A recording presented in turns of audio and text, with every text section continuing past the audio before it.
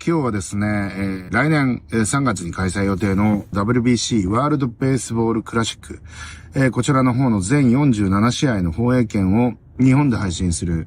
ネットフリックスが独占契約を結んだというニュースについて、解説したいと思います。2年前ですかね、カタールワールドカップもですね、アベマ TV が独占放映権を獲得したことで、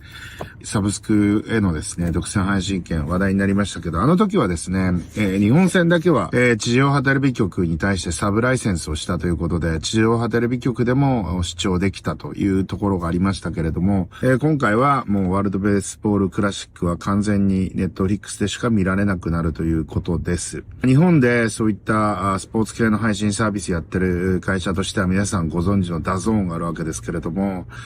おそらくダゾーンは競り負けたんではないかなというふうに思います。ダゾーンも一応スポーツ専用チャンネルということで非常に力を入れてると思うんですけれども、ダゾーンが競り負けるぐらいの額をネットフリックスが提示をしてきて、ネットフリックスが買って独占配信ということになりました。ライブ配信システムに関して言うとですね、そこまで力をこれまで入れていたわけではないんですけれども、これからですね、ネットフリックススポーツ系にもですね、かなり進出していきたいなと思ってるんではないかなと思います。今もね、ファイナルドラフトっていう番組やってると思うんですけれども、スポーツ系にも結構力を入れていく予定のような感じになっております。日本はね、長らく衛星放送がですね、地上波テレビ局によって、潰された事実上、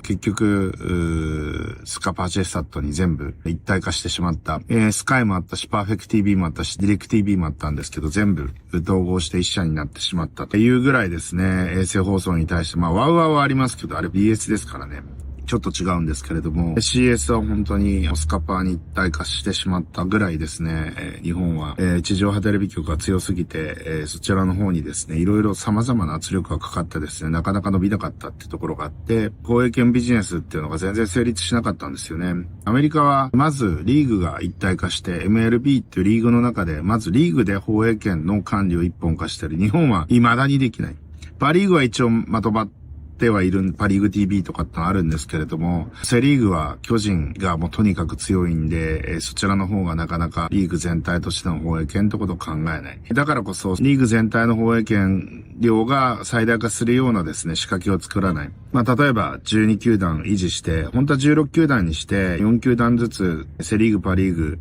東西に分けてですね、ペナントレースを戦って、時には交流戦をやって、最終的にプレイオフ、そして、クライマックスシリーズもですね、これまでなかったカードで、戦うということが、短期のリーグ戦で戦うみたいなことがあるわけですけれども、これが放映権量としては非常に、ポストシーズンの方が放映権高く売れるんで、ただ、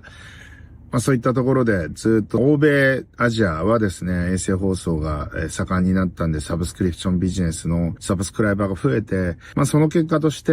ユーザーの価値を LTV で見ることができるようになって、大胆な投資ができるようになったので、放映権料が実は高騰してるわけですけれども、地上波テレビ局の場合は広告一本はした方なので、その時の放送、一回こっきりの放送のスポンサー料以上のお金を払うことができないわけですよね。そういうことであって、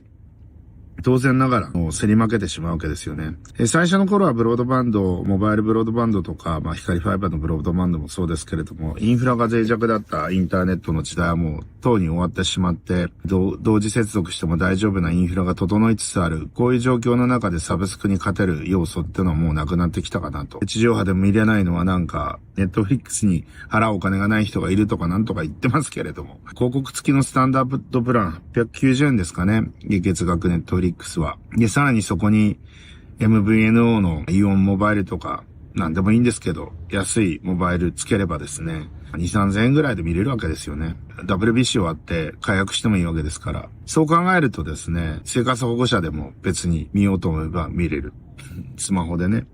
格安スマホで、見ることだってできるわけですから、そういう意味で言うと、誰でも見れる。いや、見ようと思ったら誰でも見れるような場所。さらに言うと、本当オフィスで昼休みに見るとかですね、移動中に見るとか、出張先で見る、旅行先で見る、こういったことも、モバイルブロードバンドだと可能になっていくわけで、テレビの電波入んないところもたくさんあるし、そもそもね、テレビの契約もない人も結構増えてきたんで、まあそういう意味でこのサブスクへの流れ、特にこういったビッグスポーツイベントのサブスクに、しかも地上波テレビ局には放映権を下ろされない、そういった未来が見えてきたんではないかなというふうに思います。なので、テレビ局各社もですね、こうやって自分たちのサブスクビジネス、そういったところとの連携っていうのを図っていかないと、今後ますますこういった WBC みたいなビッグイベントに関しては放映権を獲得するのが、難しくなってくるんではないかなと予想しますということで、今日はこの辺で終わりたいと思います。いってらっしゃい。